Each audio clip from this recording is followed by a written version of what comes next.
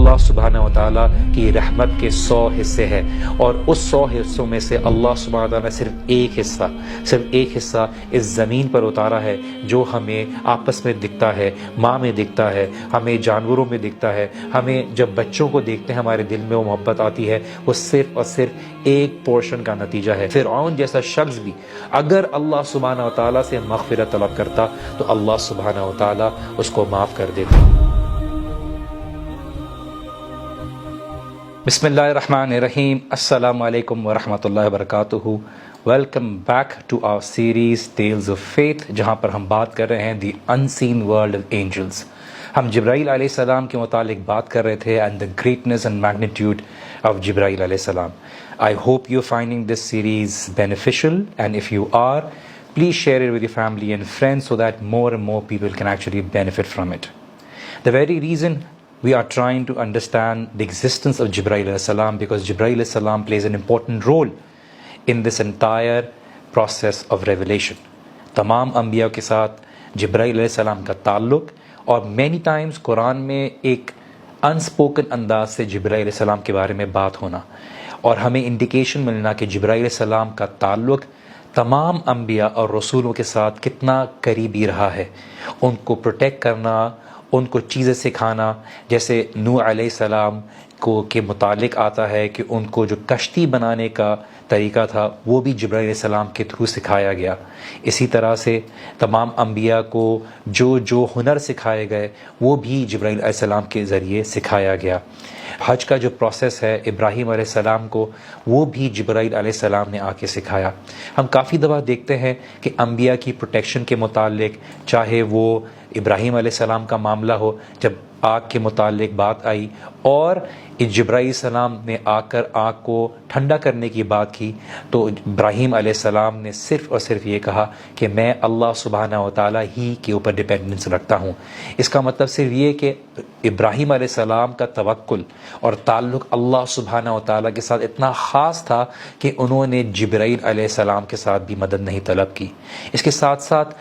جو حج کا پروسیس ہے وہ بھی سکھانا رسول اللہ صلی اللہ علیہ وسلم کو، یہ بھی جبرائیل علیہ السلام نے کیا۔ ہم دیکھتے ہیں کہ یوسف علیہ السلام کی زندگی میں جبرائیل علیہ السلام کا کتنا ایک امپورٹنٹ رول ہے۔ جب ہم دیکھتے ہیں کہ یوسف علیہ السلام کے بھائیوں نے یوسف علیہ السلام کو کنویں میں پھینکا، تو روایت میں آتا ہے اور تفاسیر میں لکھا گیا ہے کہ ان کو پکڑنے کے لیے جبرائیل علیہ السلام موجود تھے، اور یوسف علیہ السلام کو جبرائیل علیہ السلام نے پکڑ لیا تاکہ ان کی جو فال ہے، ان کو جو گرنا ہے، وہ ان کو نقصان نہ دے، اور ان کو اس بات کا اطمینان دینا کہ جلد ایک وقت آئے گا جب یہی لوگ جو آپ کو ٹھکرا رہے ہیں یہی آپ کے پاس خود موجود ہوں گے۔ ہم دیکھتے ہیں کہ یوسف علیہ السلام کے ساتھ ساتھ جو تعلیمات تھی، جو خواب کی تعبیرات تھیں، اور تمام انبیاء، چاہے شروع سے لے کر آدم علیہ السلام سے لے کر اللہ کے رسول صلی اللہ علیہ وسلم کی جو بعثت ہے،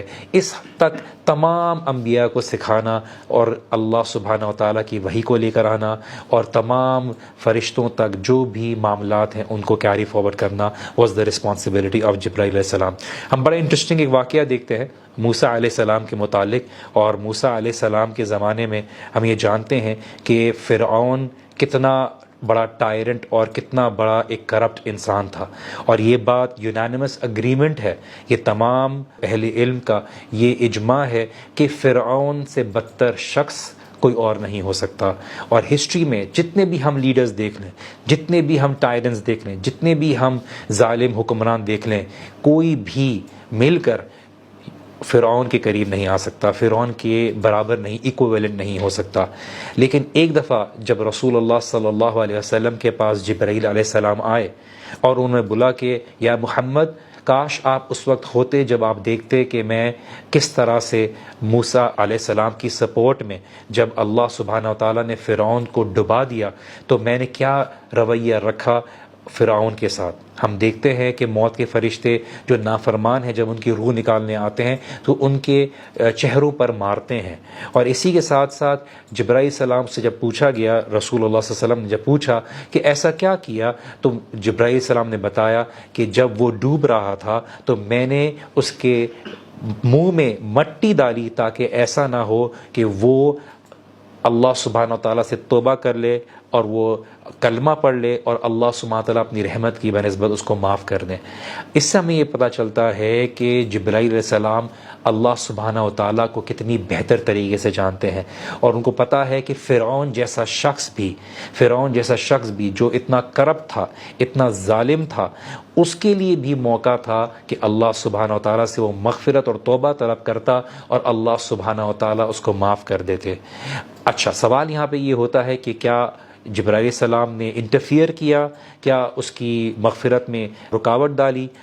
اللہ کے رسول صلی اللہ علیہ وآلہ وسلم کے پیارے صحابی سیدنا ابو طلحہ الانصاری رضی اللہ تعالی عنہ کے پاس ایک بہت خوبصورت باغ تھا، جس کے اندر ایک کنواں جس کا نام بئر روحا تھا۔ وہ آپ کو بہت پسند تھا کیونکہ اللہ کے رسول صلی اللہ علیہ وسلم اس باغ میں آیا کرتے اور اس کنویں سے پانی پیا کرتے تھے۔ سورہ آل عمران کی آیت 92 جب اللہ تعالیٰ نے نازل کی،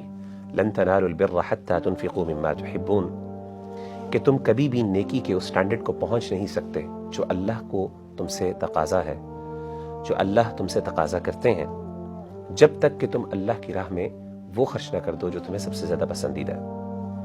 سیدنا ابو طلحہ الانصاری رضی اللہ عنہ اللہ کے رسول صلی اللہ علیہ وسلم کے پاس گئے اور کہا کہ اے اللہ کے رسول، آپ کو اس بات کا پتہ ہے مجھے اپنے مال میں سب سے زیادہ پسندیدہ بے روحا ہے۔ اللہ کے رسول، میں اس کو اس آیت کی وجہ سے اللہ کی راہ میں صدقہ دیتا ہوں۔ اللہ کے رسول صلی اللہ علیہ وسلم نے جب ابو طلحہ الانصاری کے اس جذبے کو دیکھا تو بڑے خوشی سے کہا کہ یا ابا طلحہ فذلک مال رابح، یہ تو تم نے بہت ایک پروفیٹیبل ڈیل کی ہے اللہ تعالیٰ کے ساتھ۔ میرے بھائی اور میری بہنوں، میں اپنے آپ سے اور آپ سے ایک سوال کرتا ہوں، مجھے یہ بتائیے کیا اگر آپ کو اس طرح کی کوئی پروفیٹیبل ڈیل ملے تو کیا آپ اس کو لینا پسند کریں گے؟ اگر ہاں تو آئیے میرے پاس ایک آپ کے لیے پروفیٹیبل ڈیل ہے۔ رمضان المبارک کہ جس میں آپ کو پتہ ہے کہ اللہ تعالیٰ ہر نیکی کا ریوارڈ ملٹیپلائی کر دیتے ہیں، اس رمضان میں میری طرف سے آپ کے لیے پروفیٹیبل ڈیل یہ ہے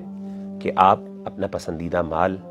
اللہ کی راہ میں خرچ کریں اور یوتھ کلب کو سپورٹ کریں۔ جیسا کہ آپ کو پتہ ہے کہ یوتھ کلب الحمدللہ اپنے کانٹینٹ کے تھرو آن لائن ملینز کو ریچ کر رہا ہے، اور اسی طریقے سے ہم یونیورسٹیز کے اندر جاتے ہیں، ٹاکس دیتے ہیں، کاؤنسلنگ سیشنز لیتے ہیں، اور اس کے ساتھ ساتھ اپنی ورک شاپس کے تھرو اللہ کا دین یوتھ تک پہنچاتے ہیں اور ان کی پرابلمس کی ان کو سولوشنز پرووائڈ کرتے ہیں۔ اس کار خیر کو کنٹینیو کرنے کے لیے ہمیں آپ کے سپورٹ کی ضرورت ہے۔ تو دس از مائی پروفیٹیبل ڈیل فار یو۔ رمضان کے اندر خاص طور پہ آئیے اپنی کنٹریبیوشنز کے ساتھ ہمیں سپورٹ کیجیے۔ السلام علیکم ورحمۃ اللہ وبرکاتہ۔ اللہ سبحانہ و تعالیٰ نے خود آگے یہ بات کہہ دی اس روایت کے اندر کہ اللہ سبحانہ تعالیٰ نے جبرائیل علیہ السلام سے کہا کہ اے جبرائیل، اگر یہ مجھ سے مغفرت طلب کرتا اور اگر یہ مجھ سے توبہ کرتا اور اب سیدھے راستے پر آ جاتا تو میں اس کو واقعی معاف کر دیتا۔ میننگ یہ کہ اس کی تقدیر میں نہیں تھا، اور آپ کا مٹی ڈالنا بھی اس کو ایمان پر لانے کی رکاوٹ نہیں بنتا۔ تو اللہ سبحانہ و تعالیٰ کی مغفرت سے بہت معرفت رکھنے والے تھے جبرائیل علیہ السلام، اور اس سے فیملیئر تھے کہ اللہ سبحانہ و تعالیٰ اتنے رحیم ہیں، اتنے مرسیفل ہیں کہ فرعون جیسا شخص بھی اللہ سبحانہ و تعالیٰ کی مغفرت کا حقدار بن سکتا ہے اگر وہ مرنے سے پہلے توبہ کر لے۔ ہمیں اللہ سبحانہ و تعالیٰ کی مغفرت کے بارے میں اللہ کے رسول صلی اللہ علیہ وسلم نے ایک بہت ہی بیوٹیفل حدیث صحیح مسلم کی ہے، اس میں بتایا کہ اللہ سبحانہ و تعالیٰ کی رحمت کے 100 حصے ہیں، اور اس 100 حصوں میں سے اللہ سبحانہ و تعالیٰ نے صرف